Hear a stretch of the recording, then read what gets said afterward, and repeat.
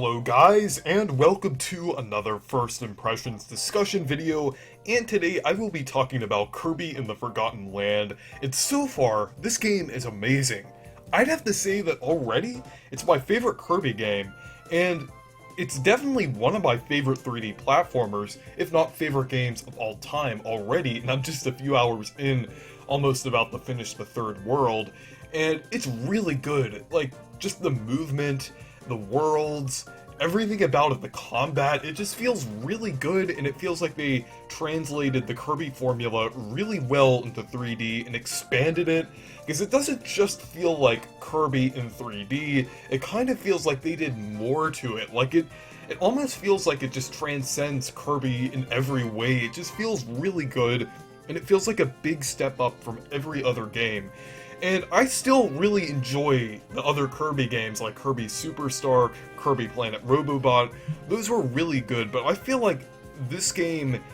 does everything that the other Kirby games did, but it expanded upon it and made a lot of the older mechanics better in 3D, because I feel like the copy abilities were basically completely reworked to work in 3D, because they feel completely different than they did before. I mean, they function the same, but they still like feel very different, and it just works really well. Like, I'm surprised it actually translated this well. I thought it would have had like a little bit of rough edges due to it being the first 3D game, but I feel like since the development kind of took a little longer for this game, I feel like they had some time to work out a lot of the problems that could have potentially happened in like the first 3D Kirby game. And they also had other games too, like Kirby Blowout Blast and Kirby Air Ride, which were already in 3D, so they did kind of have some experience kind of translating Kirby a little bit into 3D, but I feel like this game just goes all out, and it even rivals a lot of other 3D platformers, like even a lot of Mario's 3D platformers, like 3D World and 3D Land, and I would even say that it's better than some of the, like 3D Mario games. Like, I would say it might even be better than 3D World, because it just, the environments in the worlds just look so good, and it feels very immersive when you're playing it, and I feel like that was a little bit of a concern before the game came out for me, that it would just have like very linear, just very closed off worlds, and even though it is linear, it still feels very immersive, and it still feels like you're kind of traveling throughout that world, and you're like, and there is a lot of exploration involved with it too, because there's like branching paths, and then obviously like different areas where you could find hidden collectibles, like a lot of the other modern 3D or modern Kirby games. I guess this is the first 3D Kirby game, but other modern Kirby games have. But I feel like this game kind of takes it a step farther, and since it's 3D, there's even more they could do with it, and there's even more areas you could search for, even more elaborate puzzles, because I feel like in a lot of the other Kirby games, the puzzles were really relegated to certain areas where they kind of felt pretty limited, but in this game, it actually feels like they're kind of implemented into the world. Like, you can, like in one of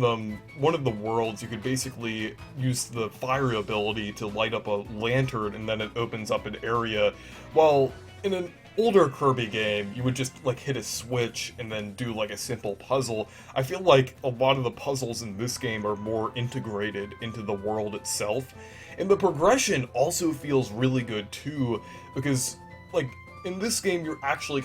you're not really going to the end and finding like 3 collectibles throughout. You're actually finding like a bunch of Waddle Dees hidden throughout the like levels and everything, and obviously you do get 3 Waddle Dees guaranteed at the end of the level, but in order to kind of progress through the game, you still have to look for the hidden secrets and everything, and find more Waddle Dees hidden throughout the worlds, and like the collectible aspects of this game is just really fun. It just really feels great to kind of get like the hidden Waddle Dees in certain areas, and I've really been enjoying it. And another thing that I really appreciate about this game is the upgraded copy abilities, because I think there are a little less copy abilities than usual in this game, and I feel like that that makes sense. Like, there really doesn't need to be that many, like power-ups or abilities in a 3D game. Like, I know Mario Odyssey had a lot, but that was kind of the whole gimmick behind the game. But games like Mario 64, and Super Mario Sunshine, they don't really have that many abilities. I guess Galaxy kind of counts too, but like a lot of the earlier 3D Mario games didn't have to rely on like abilities or power-ups or anything. Basically make use of the level design and everything, but with Kirby, I feel like having a small handful of copy abilities and then actually having an upgrade system works really well, because there really isn't an oversaturation of copy abilities, because I feel like Star Allies, that made sense to have a lot of copy abilities, because it's, like, to make it more interesting, because that game really wasn't that interesting to begin with, and just, like, a lot of the other 2D Kirby games from throughout the 2010s, they, like, it kind of made sense to have a lot of copy abilities due to, like, the more linear level design and just straightforward aspect of it.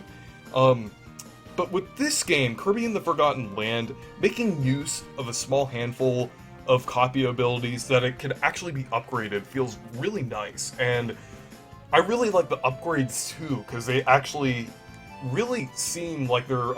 like an actual upgrade system here, because you could actually collect and find different, like, parts you could use, or I guess, like,